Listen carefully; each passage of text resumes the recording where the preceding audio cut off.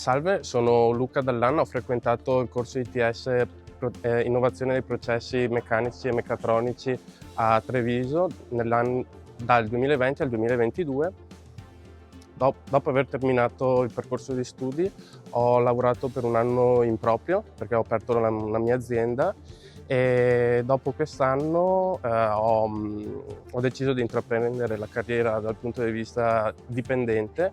lavorando per un'azienda che produce impianti per la stiratura industriale a Pieve di Soligo, GMT. Fa parte di un gruppo Schultes svizzero e sono entrato come impiegato in un ufficio tecnico per poi spostarmi per necessità e poi anche per attitudine alla pianificazione della produzione. L'ITS è stato un corso importante e formativo per quanto riguarda il mio bagaglio culturale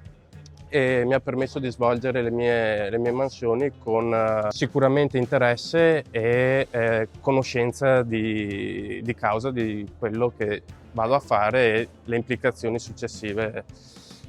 Sicuramente all'interno dell'azienda,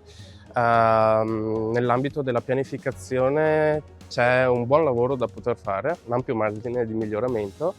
e punto a fare dei corsi di aggiornamento e di avanzamento per quanto riguarda